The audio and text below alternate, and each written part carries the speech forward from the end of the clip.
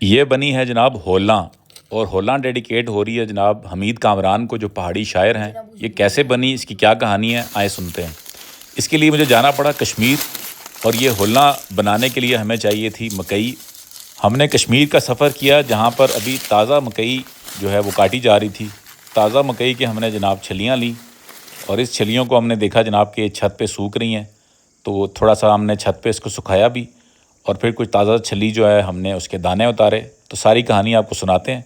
इस होलां बनने और इस कश्मीर के सफ़र और बच्चों के साथ गुज़रे हुए वक्त को किसी और वक्त समराइज़ करूँगा, लेकिन मैं चाहूँगा कि आप भी अपने गांव देहात की पुरानी रवायात और डिशेस को ज़रूर रिवाइव करें, अपने बच्चों को ज़रूर सिखाएं, अपने बच्चों को गांव लेके जाएं, ताकि उनको नेचर, उनको फितरत और उनको गांव के माहौल का पता चले, और हमारे आबाओ अजदाद कैसे पकाया और खाया करते थे उनको पता चले।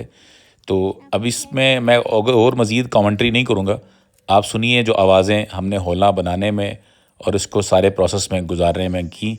इसमें हमने मकई के दाने, अखरोट जो और बबूरी जो कि न्याज़ वो है, और इसके पकने का मरला आप देखेंगे। तो सुनिए जनाब होलां की कहानी बग़ैर कमेंट्री के।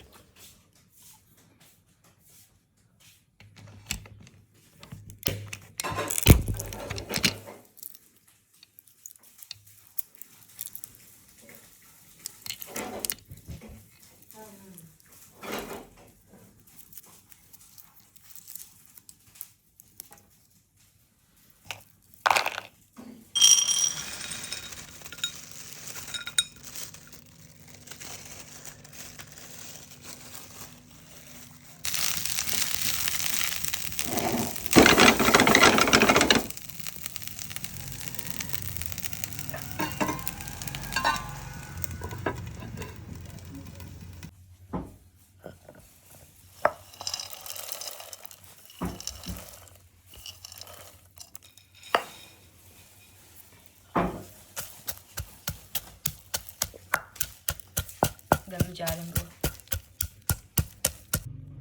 ओके। कैमरा की क्वालिटी को पता नहीं क्या हो गया है, जिसने आपके लिए गुड क्वालिटी वीडियो।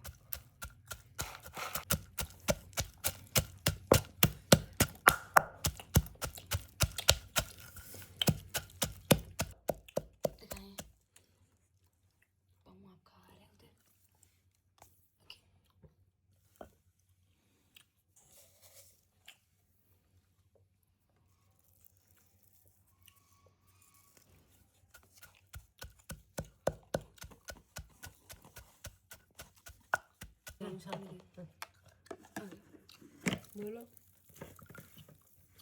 मैं आपको 3 बार बोला था। अगर आप यहाँ तक पहुँच गए हैं और मेरे साथ इस होलां को एंजॉय करने में साथ दे रहे हैं, तो मेरा आपसे मशवरा है कि ज़रूर अपने गांव की कोई ख़ास डिश का नाम कमेंट में लिखें, और अपने बच्चों को ज़रूर वो डिश सिखाएं। हाज़िर है होलां।